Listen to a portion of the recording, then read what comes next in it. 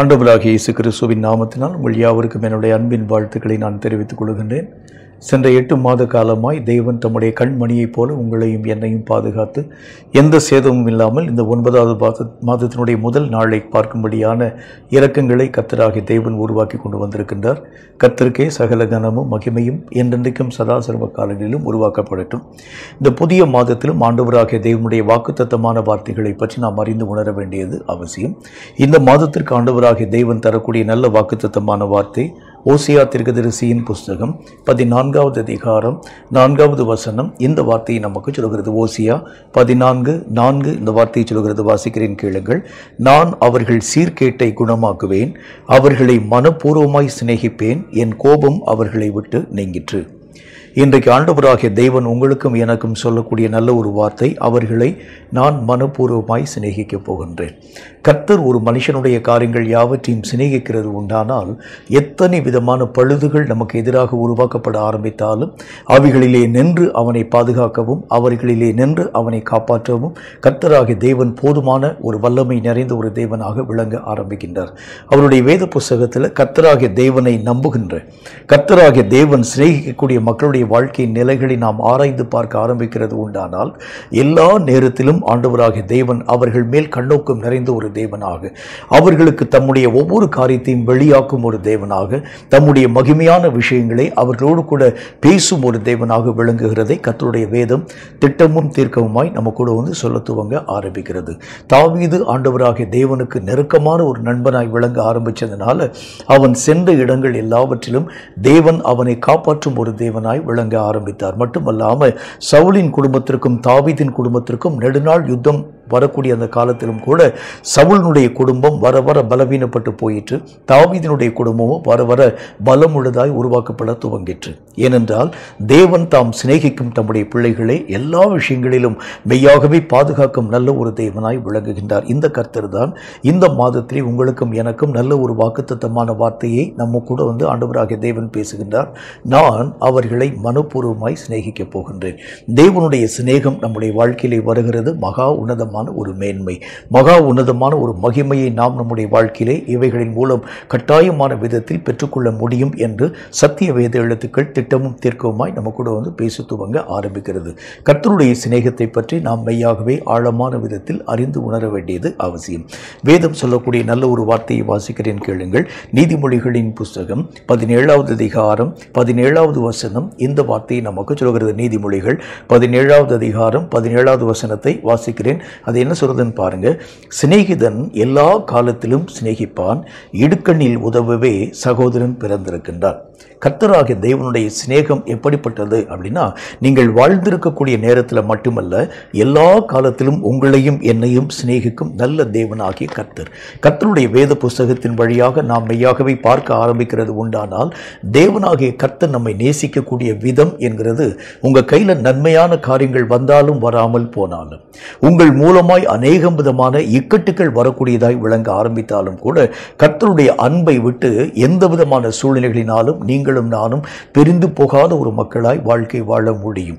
ஆண்டவராகிய தேவனுடைய வேத புஸ்தகத்தில் நல்ல ஒரு வாக்கியம் இவ்விதமாய் சொல்ல துவங்க ஆரம்பிக்கிறது. இயேசுவை காட்டிக் கொடுக்கும்படிக்காய் காணப்படக்கூடிய யூதாஸ் காரியோத்து, இயேசுவை மறுதலிக்கும்படிக்காய் காணப்படக்கூடிய பேதுரு அப்போஸ்தலன், ஆண்டவராகிய தேவனுடைய சீஷர்கள் என்று அழைக்கப்படக்கூடிய எல்லா ஜனங்களும் ஒரு நாளில் அவரை தனியே விடக்கூடிய காலம் வரப்போகிறது என்பதை பற்றி அறியக்கூடிய இயேசு கிறிஸ்து. இத்தனை காரியங்களை ஆண்டவராகிய தேவன் அறியக்கூடியவராய் விளங்க ஆரம்பித்தாலும் வேதத்தில் நல்ல ஒரு வாக்கியம் இவ்விதமாய் நமக்கு எழுதப்பட்டிருக்கிறது. ஆண்டவராகிய இயேசு கிறிஸ்து முன்பு அவர்கள் மேல் வைத்த அன்பை போல கடைசி வரைக்கும் அவர்கள் மேல் அன்புள்ளவராய் காணப்பட துவங்க ஆரம்பித்தார். அப்படின்னா என்ன அர்த்தம்? நம்முடைய வாழ்க்கையில பல விஷயங்கள் எதிர்பார்ப்பின் ஊடாக கடந்து போகக்கூடிய விஷயங்கள். அந்த எதிர்பார்ப்புகள் வரவில்லை என்று சொன்னால் நம்ம கூட இருக்கக்கூடிய மக்கள் நம்மை விட்டு விலகி கடந்து போகிறதை உங்களாலும் என்னாலும் பார்க்க முடியும். அமெரிக்க ஐக்கிய நாடுகளில் நல்ல ஒரு ஊழியம் செய்யக்கூடிய ஒரு தேவனுடைய மனிதன், ஒரு முறை அநேகம் விதமான ஜனங்களை சந்தித்து கர்த்தருடைய வார்த்தைகளை பிரசங்கம் பண்ணக்கூடிய நேரத்தில் ஒரு சின்ன ஒரு கிராம பகுதியை நோக்கி அவருடைய ஊழியத்தின் காரியத்தின் நிமித்தமாய் கடந்து போகின்றார். சில வீடுகளில் போய் கர்த்தருடைய வார்த்தைகள் அடங்கியிருக்கக்கூடிய இந்த டிராக்ஸை கொண்டு போய் கொடுக்கக்கூடிய நேரத்தில் ஒரு மனிதன் அதாவது இருள் நிறைந்த ஒரு வீட்டின் ஊடாக வசிக்கக்கூடிய ஒரு மனிதன், அவனுக்கு எந்த விதமான உற்றார் உறவினர்கள் யாருமே கிடையாது. அவன் தனித்து வாழக்கூடிய ஒரு மனிதனாய் விளங்க ஆரம்பித்திருந்தான். அவனை தேடி சந்திக்கும்படிக்காய் கடந்து போன இந்த ஊழியக்காரர் டிராக்ஸ் அவனுடைய கையில் கொடுத்துட்டு, ஆண்டவராகிய தேவன் உங்களை ரொம்ப அதிகமாய் நேசிக்கிறான் சகோதரனே, நீர் மெய்யாகவே ஆண்டவராகிய தேவனை உங்களுடைய வாழ்க்கையிலே சொந்த ரட்சகராய் ஏற்றுக்கொள்ள வேண்டும் என்கிறத பற்றி பேச ஆரம்பித்தார். அந்த மனிதன் பயங்கரமாய் கதறி அழ துவங்க ஆரம்பித்தான். நான் நல்ல ஒரு பொசிஷனிலே வாழ்ந்த ஒரு மனிதன் ஐயா, நிறைய காசுகள் என்னுடைய கரங்களிலே காணப்படக்கூடிய ஒன்றாக விளங்கிற்று. நிறைய சொத்து வாங்கினேன், நிறைய ஆஸ்தி வாங்கினேன். எனக்கு என்று சொல்லி நல்ல ஒரு குடும்பத்தை நான் அமைத்துக்கொள்ள ஆரம்பித்தேன். எனக்கு என்னுடைய மனதிற்கு பிரியமான நல்ல ஒரு மனைவி, 2 குழந்தைகள். இப்படிப்பட்ட ஒரு காலங்களின் மத்தியிலே நான் கடந்து ஒரு சம்பிரமமான ஒரு வாழ்க்கை வாழக்கூடிய நேரத்தில் திடீரென்று வந்த ஒரு தீர்க்க முடியாத ஒரு வியாதி. இந்த வியாதியின் அடிப்படையில் மருத்துவர்கள் பார்த்து சொன்னாங்க, இந்த வியாதி இது தொற்றக்கூடிய வகையான ஒரு வியாதியாக இருக்கிறதுனால யாருக்கு அருகாமையில் நீங்கள் கடந்து போக ஆரம்பித்தாலும் உங்களுக்குள்ளாக இருக்கக்கூடிய இந்த வியாதி அவர்களை எளிதாய் பற்றி பிடிக்கிறதை பார்க்க முடியும். யாருக்கு பக்கத்தில் நீங்கள் கடந்து போகக்கூடாது. இதை கேட்ட மனைவி எல்லா சொத்துக்குரிய காரியங்கள் யாவற்றையும் எடுத்துக்கொண்டு பிள்ளைகளை அழைத்துக்கொண்டு அதாவது அந்த இடத்தை விட்டே அவள் விலகி போக ஆரம்பித்தாள். என் குடும்பத்துக்குள்ளாக நான் மெய்யாகவே கடந்து போக வேண்டும் என்று சொன்னால் யாரும் என்னை சேர்க்கக்கூடிய மக்கள் யாரும் இல்லை. என் அப்பாவும் இல்லை, அம்மாவும் இல்லை. 2 பேரும் இறந்து போயிருக்கக்கூடிய அந்த காலங்கள். அண்ணன் இருக்கிறாங்க, அக்கா இருக்கிறாங்க. யாருடைய வீட்டுக்குள்ளாக கடந்து போக ஆரம்பித்தாலும் அவர்கள் சொல்லக்கூடிய ஒரு வார்த்தை, உன்னுடைய வியாதியை பரப்பும்படிக்காக நீ வந்திருக்கிறாய் என்று சொல்லக்கூடிய அந்த நிலைகளோடு கூட பேசி என்னை அவர்கள் புறம்பே தள்ளக்கூடியவர்களாய் விளங்க ஆரம்பித்தாங்க. நான் வேலை பார்க்கக்கூடிய அந்த கம்பெனியில் கடந்து போகக்கூடிய நேரத்தில் அந்த வேலையும் அவர்கள் காலி பண்ணிட்டாங்க. உம்முடைய இந்த பிரசனத்தின் நிமித்தமாக எங்கள் மத்தியிலும் கூட இந்த வியாதியினுடைய தொற்று வரக்கூடியதாக விளங்க ஆரம்பிச்சிடும். ஆகவே உங்களுக்கு எந்த விதமான வேலை வாய்ப்பும் இல்லை. இந்த காரியத்தின் அடிப்படையில் எல்லாராலும் புறக்கணிக்கப்பட்ட ஒரு மனிதனாய் விளங்க ஆரம்பித்திருக்கிறேன். இப்போ ஆண்டவராகிய தேவன் மக்களால் புறம்பே தள்ளப்பட்டிருக்கக்கூடிய என்னை கர்த்தர் நேசிப்பாரான் என்கிற ஒரு வார்த்தையை பற்றி கேட்டார். உம்மைத்தான் சகோதரனே, உம்மைத்தான் கர்த்தராகிய தேவன் நேசிக்கும்படிக்காய் இறங்கி வந்திருக்கிறார் என்று சொல்லி கர்த்தருடைய வார்த்தைகளை அறிவித்த மாத்திரத்தில் அந்த மனிதனுடைய கண்களிலே கண்ணீர் வழிய துவங்கிற்று. கர்த்தராகிய தேவனை தன்னுடைய வாழ்க்கையிலே சொந்த ரட்சகராக ஏற்றுக்கொண்டார். அந்த மனிதனை பற்றி அந்த சம்பவம் இவ்விதமான ஒரு வார்த்தையை சொல்கின்றது. அவனுடைய சரீரத்திலே காணப்படும் பலவீனங்கள் எல்லாம் மாற்றம் அடைந்து புதிய ஒரு வல்லமை பெற்ற ஒரு மனிதனாக மீண்டும் தன்னுடைய பணிகளை துவங்கும் ஒரு மனிதனாக அவனுடைய நிலைகள் உயர்த்தப்பட ஆரம்பித்தது. இப்போ கர்த்தருடைய வேதம் என்ன சொல்லுது அப்படின்னா, மக்களால் புறம்பே தள்ளப்பட ஆரம்பித்தாலும் உங்கள்கிட்ட நன்மை வரக்கூடிய வரைக்கும் அநேகம் சிநேகிதர்கள் உங்களையும் என்னையும் தேடி வர ஆரம்பிப்பாங்க. நன்மைகள் எல்லாம் நம்முடைய வாழ்க்கையிலே வராது இருக்கக்கூடிய நேரத்தில் அவர்கள் எல்லாரும் உங்களை தனி மரமாய் விட்டு கடந்து போகக்கூடிய காலம் ஒன்று வரும். ஆனால் கர்த்தர் சொல்கின்றார், எந்த காலமாய் காணப்பட ஆரம்பித்தாலும் எல்லா நாளிலும் சிநேகிக்கவே ஆண்டவராகிய நான் உன்னுடைய சிநேகிதனாய் இருக்கிறேன் என்கிறதை பற்றி கர்த்தர் பேச ஆரம்பிக்கின்றார். உற்றார் உறவின மக்கள் உங்களை ஒருவேளை கை நகழக்கூடிய காலங்களின் ஊடாக நீங்கள் கடந்து போயிருக்கலாம். எந்த மனிதனும் உங்களை மதியாது இருக்கக்கூடிய காலங்களின் ஊடாக கடந்து போயிருக்கலாம். யாரும் என்னை மெய்யாகவே அழைக்காமல் உதாசீனம் பண்ணக்கூடிய ஒரு வாழ்க்கையின் ஊடாக நான் கடந்து போயிருக்கிறேனே, இனி இந்த வாழ்க்கை வாழுகிறது எதற்கு என்கிறதை பற்றிதான நினைவு ஒருவேளை நம்முடைய வாழ்க்கையிலே காணப்படலாம். கர்த்தர் சொல்லுகின்றார், உன்னை மனப்பூர்வமாய் நேசிக்கக்கூடிய ஒருவர் இருக்கின்றார்.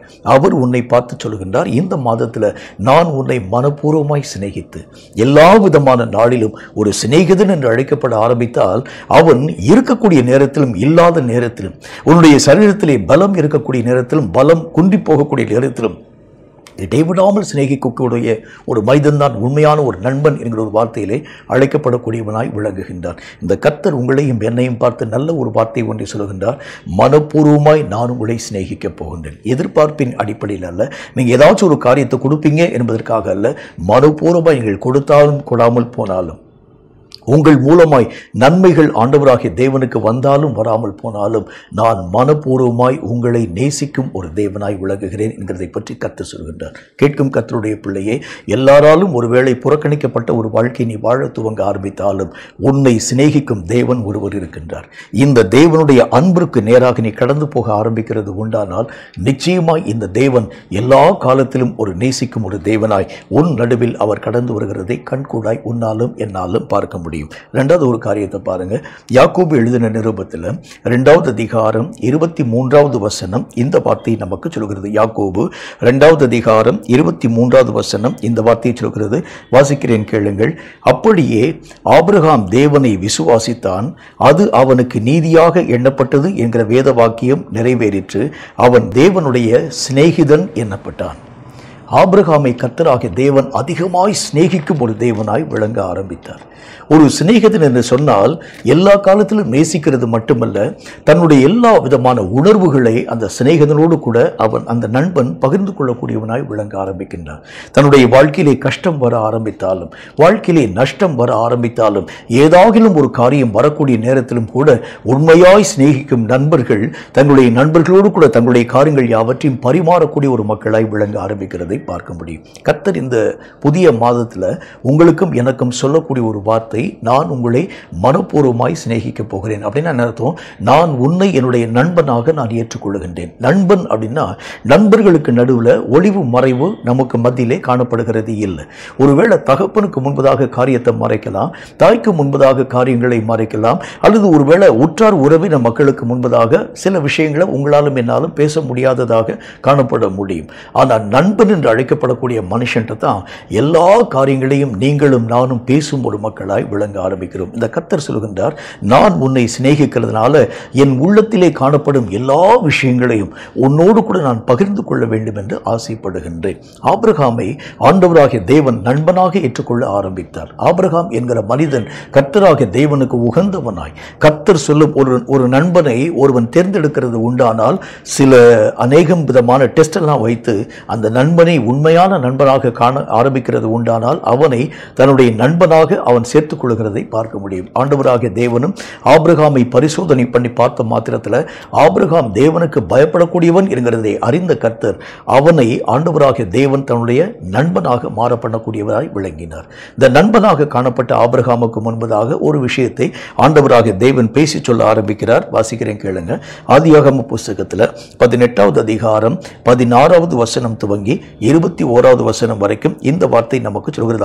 ஆதியாகமம் 18வது அதிகாரம் 16வது வசனம் துவங்கி 21வது வசனம் வரைக்கும். பின்பு அந்த புருஷர் எழுந்து அவ்விடம் விட்டு சோதோமை நோக்கி போனார்கள். ஆபிரகாமும் அவர்களோடு கூட போய் வழிவிட்டு அனுப்பினான். 17வது வசனம். அப்பொழுது கர்த்தர் ஆபிரகாம் பெரிய பலத்த ஜாதி ஆவதினாலும் அவனுக்குள் பூமியிலே உள்ள சகல ஜாதிகளும் ஆசீர்வதிக்கப்படுவதனாலும் 18வது வசனம், நான் செய்ய போகிறதை ஆபிரகாமுக்கு மறைப்பேனோ. எப்படி சொல்றாரு பாருங்க.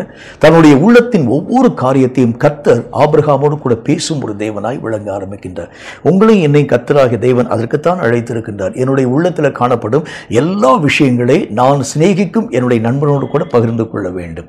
ஆனால் நாம் சில நன்மைகள் வரக்கூடிய வரைக்கும் கர்த்தராகிய தேவனை பின்பற்றுகின்றோம். அவரை நாம் நம்முடைய வாழ்க்கையை நண்பனாக ஏற்றுக்கொள்கிறது இல்லை.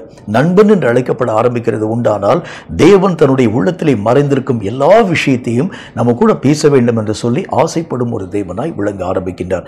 ஆபிரகாமை ஆண்டவராகிய தேவன் சிநேகிதனாக அழைக்க ஆரம்பிச்சதுனால வேதத்தில் பார்க்கிறோம், நான் செய்ய போகிறதை ஆபிரகாமுக்கு மறைப்பேனோ. 19வது வசனம். கர்த்தர் ஆபிரகாமுக்கு சொன்னதை நிறைவேற்றும்படியாய் அவன் தன் பிள்ளைகளுக்கும் தன் பின்வரும் தன் வீட்டாருக்கும் நீங்கள் நீதியையும் நியாயத்தையும் செய்து கர்த்தருடைய வழியை காத்து நடவுங்கள் என்று கட்டளையிடுவான் என்பதை அறிந்திருக்கிறேன் என்றார். 20வது வசனம். பின்பு கர்த்தர் சோதோம் குமாராவின் கூக்குரல் பெரிதாய் இருப்பதினாலும் அவைகளின் பாவம் மிகவும் கொடியதாய் இருப்பதினாலும் 21வது வசனம், நான் இறங்கி போய் என்னிடத்தில் வந்து எட்டின அந்த கூக்குரலின் படி அவர்கள் செய்திருக்கிறார்களோ இல்லையோ என்று பார்த்து அறிவேன் என்றார். சோதோமுக்கும் ஆபிரகாமுக்கும் சம்பந்தமே இல்லை. ஏதோ ஒரு பட்டணத்தை கர்த்தராகிய தேவன் அழிக்கப் போகின்றார். இந்த சோதோம் ராஜாவும் இந்த கொமாராவின் ராஜாவும் லோத்தினுடைய காரியங்களை பிடிச்சிருக்கிறாங்க. அவங்க ரெண்டு பேரும் இப்போ செப்பரேட் ஆக்கப்பட்டிருக்கக்கூடிய ஒரு நேரம். இந்த ராஜாக்கள் எல்லா விதமான மக்களும் சிறைப்பிடிக்கப்பட்டிருக்கக்கூடிய ஒரு காரியம். இதை ஆபிரகாமுக்கு முன்பதாக கர்த்தராகிய தேவன் சொல்லணும்னு அவசியம் இல்லை. ஆனால் கர்த்தராகிய தேவன் என்ன விதமான வார்த்தையை சொல்கின்றார்? நான் இந்த பூமிக்கு இறங்கி வந்ததற்கு ஒரு முகாந்திரம் உண்டு.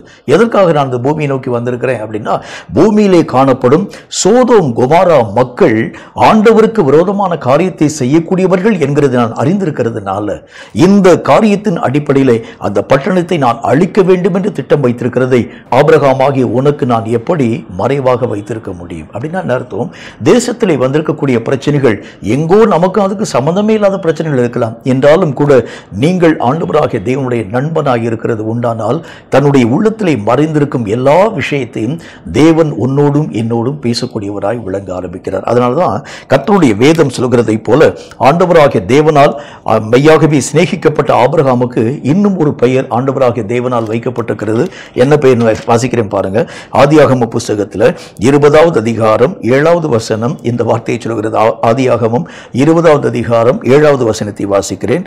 அதுல என்ன போட்டுக்க பாருங்க. அந்த மனுஷனுடைய மனைவியை அவனிடத்திற்கு அனுப்பிவிடு, அவன் ஒரு தீர்க்கதரிசி. கர்த்தர் என்ன பேசுகிறார் ஆபிரகாமை பார்த்து? அவன் என்னுடைய சிநேகிதன் மட்டுமல்ல, என் உள்ளங்கள் எல்லாவற்றையும் அறிந்திருக்கக்கூடிய தீர்க்கதரிசி.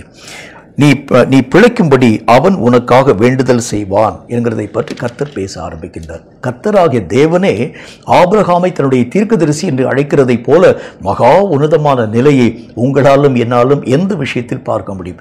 நம்மளே வந்து தீர்க்கதரிசி என்கிற ஒரு பேரில் நம்ம அழைக்க ஆரம்பிக்கிறது வழக்கம். நிறைய பேர் வால் போஸ்ட் அடிக்கக்கூடிய நேரத்தில் நம்ம பார்த்து கேட்பாங்க, என்ன பேர் போடலாயா, உங்கள் ஊழியத்தினுடைய பேர் என்ன, மேலே என்ன டைல் போட வேண்டும், என்னுடைய பேரை சொல்லிட்டு மேலே நான் மெய்யாகவே சொல்ல ஆரம்பிக்கின்றேன். 21வது நூற்றாண்டினுடைய இணையற்ற தீர்க்கதரிசி இவர் என்கிறதை பற்றி நீங்கள் போடுங்கள் என்று நானே என்னை பற்றி மேன்மையான வார்த்தைகளை பேசுகிறது வழக்கம். ஆனால் கர்த்தரை ஆபிரகாமை பார்த்து சொல்கின்றார், அவன் என்னுடைய தீர்க்கதரிசி. அப்படின்னா என்ன அர்த்தம்? ஆண்டவராகிய தேவனுடைய நண்பனாய் காணப்படக்கூடிய ஒவ்வொரு மனிதனும் கர்த்தருடைய உள்ளத்தின் ஆழத்தை அறியக்கூடியவனாய் காணப்படுகிறதுனால அவன் ஆண்டவராகிய தேவனால் தீர்க்கதரிசியாய் அங்கீகரிக்கப்பட்டவனாய் விளங்குகின்றார். இப்ப கர்த்தர் இந்த மாசத்துல நம்மளை பார்த்து என்ன விதமான வார்த்தை சொல்ல போகின்றார்? நீ எல்லா விதமான காரியங்களிலும் உயர்த்தப்படக்கூடிய நிலைகளிலே மட்டுமல்ல, உன் கையின் பிரயாசங்கள் ஆசீர்வதிக்கப்படக்கூடிய நிலைகள் மட்டுமல்ல, ஆவிக்குரிய விஷயத்திலும் கூட ஒரு தீர்க்கதரிசி என்கின்ற உன்னதமான நிலையை எட்டக்கூடிய அளவிற்காக என்னுடைய நட்பு உன்னை உயர்த்தக்கூடியதாய் விளங்கப் போகிறது. நான் உன்னை சிநேகிக்கிறதுனால உன்னை தீர்க்கதரிசி என்கிற ஒரு ஸ்தானத்தின் ஊடாக, அப்படின்னு என்ன அர்த்தம்? மக்களால் இதுவரைக்கும் உன்னுடைய பெயர் அறியப்படாத ஒன்றாக விளங்கிற்று.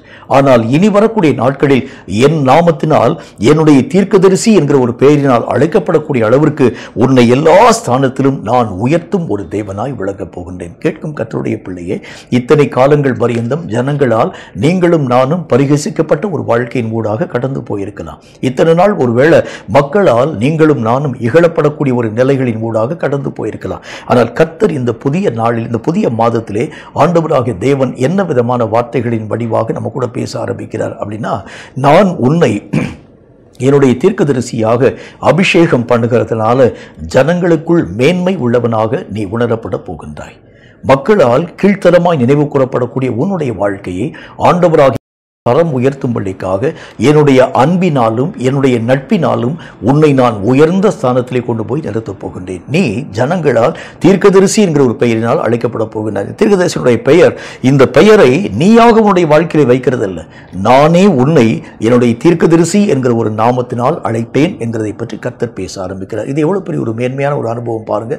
ஒருவேளை அத்தனை விதமான மக்களும் கூட உங்கள் வாழ்க்கையிலே ஒரு வரமும் கிரியை செய்யாது இருக்கிறதுனால ஜனங்களால் நீங்கள் மெய்யாகவே தூஷிக்கப்படக்கூடிய ஒரு நிலைகளின் மூலமாக தள்ளப்பட்டிருக்கலாம். ஆனால் இந்த புதிய மாதத்தில் ஆண்டவராகிய தேவன் சொல்லக்கூடிய நல்ல ஒரு வார்த்தையின் அடிப்படையில் தேவனே தன்னுடைய வாயை திறந்து உன்னை அவருடைய தீர்க்கதரிசி என்களுடைய நாமத்தினால் அழைக்கக்கூடிய அந்த அழைப்பு மகா மேன்மை உள்ளது, மகா மகிமை நிறைந்ததும் கூட. இப்படிப்பட்ட நன்மையான காரியங்களை செய்யும் தேவனாய் உங்களையும் என்னையும் அவர் நேசிக்கிறேன் என்கிற ஒரு வார்த்தையின் மூலம் அவர் பேச துவங்க ஆரம்பிக்கிறார். மூன்றாவது ஒரு காரியத்தை பாருங்க. ஒரு சிநேகிதனுடைய தன்மை எப்படிப்பட்டதாய் விளங்கப் போகிறது அப்படின்னா, யோவான் எழுதின சுவிசேஷத்தில் 11வது அதிகாரம் 11வது வசனம் இந்த வார்த்தை நமக்கு சொல்கிறது. யோவான் எழுதின சுவிசேஷம் 11வது அதிகாரம் 11வது வசனத்தை நான் வாசிக்கிறேன். அது என்ன சொல்லுதுன்னு பாருங்க. இவைகளை அவர் சொல்லிய பின்பு அவர்களை நோக்கி, நம்முடைய சிநேகிதனாகிய லாசரு நித்திரை அடைந்திருக்கிறான், நான் அவனை எழுப்பப் போகிறேன் என்றார். ஆண்டவருடைய வேத புஸ்தகத்தில் பார்க்கிறோம், கர்த்தராகிய தேவனே தம்முடைய சிநேகிதனுடைய மரண கட்டுக்களை விரும்பல. கர்த்தராகிய தேவனே அவனுடைய மரண கட்டுக்களிலே நின்று அவனை விடுவிக்கும்படிக்காக அவரே அவனை தேடி வரக்கூடிய ஒரு தேவனாய் விளங்க ஆரம்பிக்கின்றார். பல நேரங்களில் நாம் கர்த்தராகிய தேவனை கருத்தான விதத்தில் நாம் தேட ஆரம்பிக்கிறோம். என் தேவன் என் வாழ்க்கையிலே இந்த விஷயத்திலே நன்மையான காரியத்தை செய்யணும், இந்த விஷயத்தில் ஆசீர்வாதத்தை தரணும், இந்த விஷயத்தில் கிருபையான காரியங்களை உருவாக்க வேண்டும். நம்மை அறியாத மனப்பதற்றம் நம்முடைய வாழ்க்கையிலே உருவாக்கப்படக்கூடிய நிலைகளை நாம் நம்முடைய வாழ்க்கையிலே கண்கூடான விதத்தில் பார்க்கக்கூடிய ஒரு மக்களாய் விளங்க ஆரம்பிக்கிறோம். நம்முடைய வாழ்க்கையில் பல விதமான இக்கட்டுகள் வரக்கூடிய நேரத்தில் கர்த்தரை நோக்கி நாம் முறையிடக்கூடிய அந்த நேரத்திலே கர்த்தராக தேவன் செவிகொடாது இருக்கிறது உண்டானால் நம்முடைய மனம் பதற்றத்தின் ஊடாக கடந்து போக ஆரம்பிக்கிறது. இந்த பெரிய பிரச்சனைக்குரிய காரியங்களிலே நின்று நான் எப்படி காப்பாற்றப்பட முடியும், இந்த பெரிய பயங்கரமான சூழ்நிலைகளிலே நின்று நான் தப்புவிக்கப்படக்கூடிய முகாந்திரங்கள் யாவற்றையும் பெற்றுக்கொள்ளக்கூடிய வழிமுறை என்றால் என்ன, இந்த பயங்கரமான சூழ்நிலைகளிலே நின்று என்னை காப்பாற்றக்கூடியவர் யார் என்று சொல்லி தடுமாறும் நிலைகளிலே நாம் கடந்து போகக்கூடிய ஒரு மக்களாய் விளங்க ஆரம்பிக்கிறோம். பல நேரங்களில் இந்த மாதிரி பிரச்சனைக்குரிய நேரங்கள் வரக்கூடிய அந்த காலங்களில் நீங்களும் நானும் அலைமோதி கர்த்தராகிய தேவனை கருத்தான விதத்தில் தேடும் ஒரு மக்களா, என் தேவனே இந்த மகாபெரிய பிரச்சனைகள் என் மேல் வருகிறது உண்டானால் நான் என்னுடைய ஜீவனை இழக்க கொடுக்கக்கூடியவனாய் விளங்கிடுவேன், என்னுடைய சூழ்நிலைகள் எல்லா விதமான காரியங்களில் நான் தள்ளப்பட்ட ஒரு மனிதனாய் காணப்பட்டு விடுவேன், நீர் தயவாக எனக்கு இரக்கம் செய்ய வேண்டும் என்று சொல்லி போராடி அழக்கூடிய ஒரு மக்களாய் விளங்க ஆரம்பிக்கிறோம். ஆனால் லாசருவை பற்றி கர்த்தருடைய வேதம் என்ன வார்த்தையை சொல்கிறது அப்படின்னா,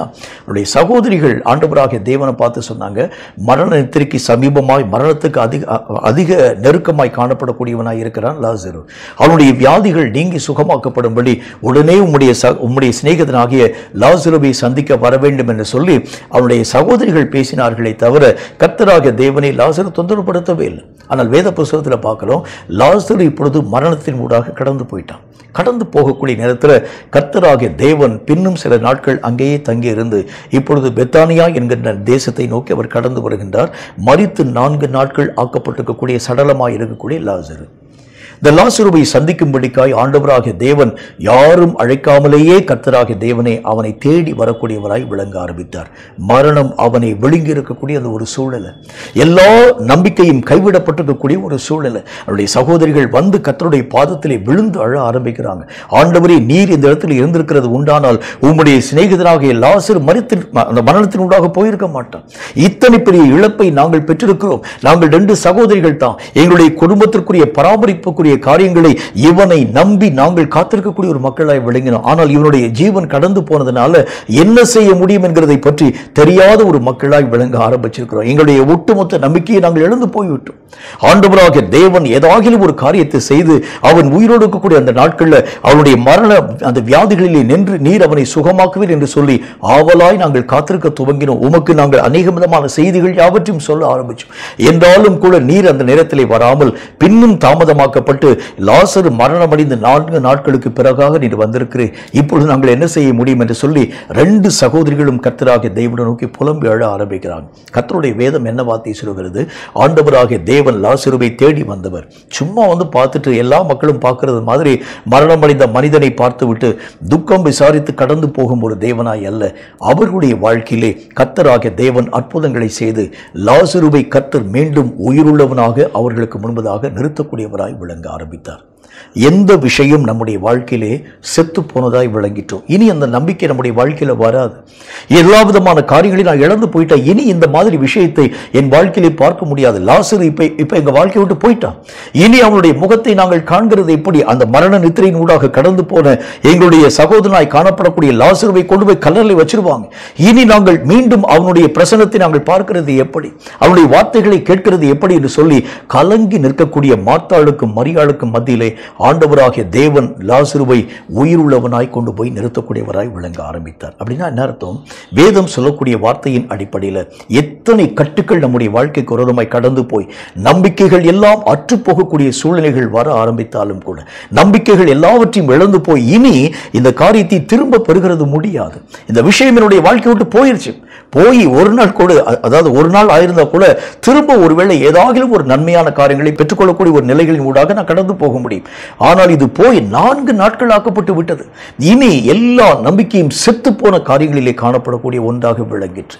சிநேகிதனாக ஆபிரகாமை தேவன் ஆண்டவராக தேவன் வைத்ததைப் போல லாசருவை கர்த்தராக தேவன் தன்னுடைய நண்பனாய் வைத்துக் கொள்ள ஆரம்பிச்சதனால வேதம் சொல்லக்கூடிய வார்த்தையின்படி மரண கட்டுக்களிலே நின்று மரித்து 4 நாட்கள் ஆக்கப்பட்ட அந்த லாசருவை கர்த்தராக தேவன் மீண்டும் உயிரோடு கூட கொண்டு வந்து நிறுத்த ஆரம்பித்தார். ஒருவேளை உங்கள் சரீரத்தில் காணப்படக்கூடிய பலவீனங்கள், டாக்டர்கள் சொல்லியிருப்பாங்க உங்களுடைய ஒரு கிட்னி செத்து போயிடுச்சுங்க, இனி இந்த கிட்னியினுடைய மாற்று அறுவை சிகிச்சை உருவாக்கப்பட ஆரம்பித்தால் ஒழிய இந்த கிட்னியில் எந்த விதமான ஃபங்க்ஷனுக்குரிய காரியமும் நடக்காது.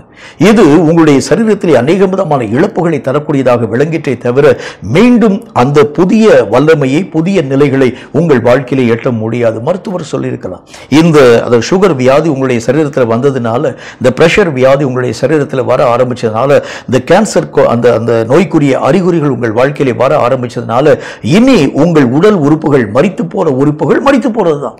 இனி இந்த உறுப்புகளிலே மீண்டும் உயிர் வருகிறது என்பது இயலாத ஒரு காரியம். ஜனங்கள் பேசுவாங்க, மருத்துவர்கள் சொல்லுவாங்க.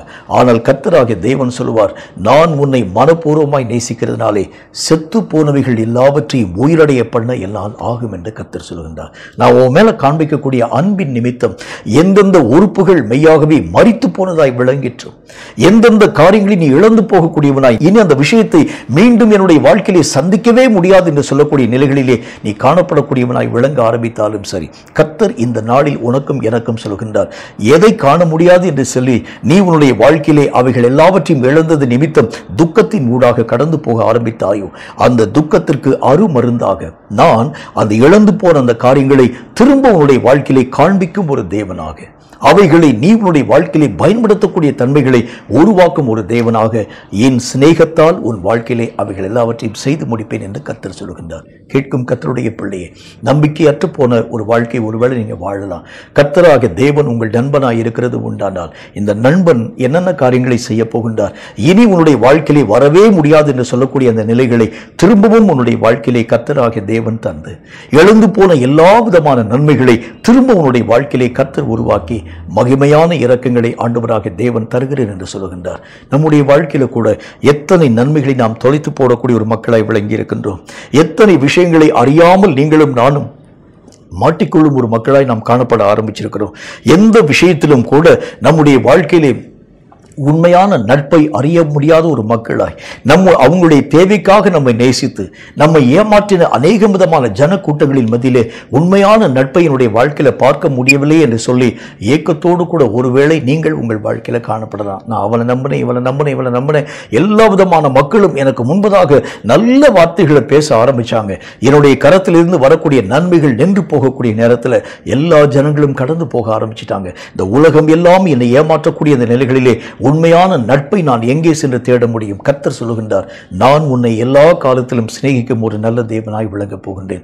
கேட்கும் கர்த்தருடைய பிள்ளையே, மனுஷனுடைய நட்பு ஒருவேளை மாறி போகலாம். ஆனால் கர்த்தராகிய தேவன் சொல்கின்றார், எல்லா நாளிலும் நான் உன்னை விடாமல் நேசிக்கும் ஒரு தேவனாக, விடாமல் உன்னோடு கூட வரக்கூடிய ஒரு தேவனாக, விடாமல் உன் எல்லைகளை பாதுகாக்கும் ஒரு தேவனாக நான் உன்னோடு கூட வரப்போகிறேன். அந்த வசனம் என்ன சொல்லுது பாருங்க. ஓசியா தீர்க்கதரிசியின் புஸ்தகம் 14:4 என்ன சொல்கிறது? நான் அவர்கள் சீர்கேட்டை குணமாக்குவேன், அவர்களை மனப்பூர்வமாய் சிநேகிப்பேன். அரைக்குறையாய் அல்ல, எதிர்பார்க்கக்கூடிய நிலைகளோடு கூட அல்ல, மனப்பூர்வமாய் நான் அவர்களை நேசிக்கும் ஒரு தேவனாய் விளங்கப் போகிறேன். இந்த செப்டம்பர் மாதத்தின் எல்லா நாட்களிலும் கர்த்தராகிய தேவன் உங்களுக்கும் எனக்கும் சொல்லக்கூடிய இந்த வாக்குத்தத்தங்களை ஆண்டவராகிய தேவன் கட்டாயம் நிறைவாக்கி, எந்த இடத்திலும் நான் உண்மையான நட்பை எதிர்பார்க்க முடியவில்லை என்று சொல்லி இயங்கக்கூடிய உங்களுக்கும் எனக்கும் கர்த்தர் இந்த புதிய மாதத்திலே அவரே நம்முடைய நண்பனாக கடந்து வந்து எல்லா விஷயத்திலும் தம்முடைய மகிமையை கர்த்தர் நிச்சயமாய் விளங்க பண்ணுவார் என்பதில் சந்தேகம் ஒன்றுமில்லை. தலைகளை தாழ்த்தி கண்களை மூடி கர்த்தரை நோக்கி நாம் ஜெபம் செய்வோம். சர்வ வல்லமுள்ள ஆண்டவராகிய கர்த்தாவே, மனப்பூர்வமாய் நீர் எங்களை நேசிக்கிறேன், சிநேகிக்கிறேன் என்ற வார்த்தையின் மூலம் பேசினீர். உண்மையான சிநேகம் என்றால் என்ன என்கிறதை நாங்கள் கற்றுக்கொள்ள ஆரம்பித்தோம். எல்லா காலத்திலும் சிநேகிக்கும் உண்மையான நட்பு மட்டுமல்லாமல் நீ ஆண்டவராகிய தேவன் நீர் செய்ய போகின்ற எல்லா விஷயத்தையும் ஒளிவு மறைவில்லாமல் எங்களோடு கூட பேசக்கூடிய உண்மையான கர்த்தாவே மனப்பூர்வமான ஒரு நட்பு மட்டுமல்லாமல் எல்லா விதமான இழப்புகளிலும் கூட கர்த்தராகிய தேவன் அந்த இழந்து போன நன்மையான காரியங்களை மீட்டு தந்து உம்முடைய அன்பின் விகிதத்தை எங்கள் வாழ்க்கையிலே நிரூபித்து காண்பிக்கும் உண்மையான ஒரு நட்பு. இந்த நட்புக்காக ஆண்டவராகிய தேவனுடைய பிள்ளைகளாகிய நாங்கள் அநேகம் காலங்கள் இயங்கினது உண்டு. ஆனால் கர்த்தர் இந்த புதிய மாதத்திலே எங்களோடு கூட சொன்னீர், எந்த மனுஷனின் நடுவிலும் இப்படிப்பட்ட அன்பு நிறைந்த உண்மையான நட்பை உன்னாலும் மற்ற ஜனங்களாலும் பார்க்க முடியாது. ஆனால் கர்த்தராகிய நான் உன்னை மனப்பூர்வமாய் சிநேகிக்கிறதுனால இந்த அன்பை காட்டிலும் இன்னும் மேலான காரியத்தையும் உன் வாழ்க்கையிலே செய்து முடிப்பேன் என்கிற நல்ல ஒரு வாக்குத்தத்தமான வார்த்தையை தந்தீரே, அதற்காக நன்றி. சொல்லப்பட்ட இந்த பரிசுத்தமுள்ள வார்த்தைகள் எல்லா விதமான வார்த்தைகளின் ஆழ்ந்த காரியங்களும் இந்த வார்த்தைகளை கேட்ட நம்முடைய பிள்ளைகள் ஒவ்வொருடைய வாழ்க்கையிலும் ஆம் என்றும் ஆமேன் என்றும் நிறைவாக்கப்பட நேரே கிருபை தர வேண்டும் என்று நான் ஜெபிக்கிறேன். செப்டம்பர் மாதத்தின் எல்லா நாட்களிலும் இந்த நட்பின் இலக்கணத்தின் மகிமையான காரியங்களை நாங்கள் ஒவ்வொருவரும் தலையில்லாமல் பெற்றுக்கொண்டு தேவனுடைய உண்மையான நண்பர்களாக நாங்கள் ஒவ்வொருவரும் உருவாக்கப்பட்டு தேவன் தரும் எல்லா நன்மைகளை தடையில்லாமல் பெற்றுக்கொள்ள கிருபை தர வேண்டும் என்று இயேசு கிறிஸ்துவின் நாமத்தினால் வேண்டிக் கொள்கிறோம் எங்கள் பரிசுத்தமுள்ள நல்ல பிதாவே. ஆமேன், ஆமேன். இந்த வார்த்தைகளை கேட்ட உங்கள் ஒவ்வொருவரையும் கர்த்தர் அளவில்லாமல் ஆசீர்வதிப்பாராக. மனப்பூர்வமாய் சிநேகிக்கும் கர்த்தராகிய தேவனை நீங்கள் மெய்யாகவே நம்பி நீங்களும் அவரை சிநேகிக்க ஆரம்பிக்கிறது உண்டானால் இந்த தேவன் இந்த செப்டம்பர் மட்டுமல்ல, இனி வரக்கூடிய எல்லா நாட்களிலும் உண்மையாகவே உங்களை நேசிக்கும் தேவனாக, உங்களுக்கு தம்மை வெளிப்படுத்தும் தேவனாக, எல்லா காலத்திலும் நேசிக்கக்கூடிய ஒரு கர்த்தராக, இழந்து போன எல்லா இழப்புகளையும் திரும்ப தந்து உங்களுடைய நேசத்தை ஆண்டவராக தேவன் உறுதிப்படுத்தும் ஒரு தேவனாக வரக்கூடிய ஒவ்வொரு நாளிலும் விளங்குகிறதை கண்கூடாக உங்களாலும் என்னாலும் பார்க்க முடியும். கர்த்தர் தாமே உங்கள் ஒவ்வொருவரையும் அளவில்லாமல் ஆசீர்வதிப்பாராக. ஆமென்.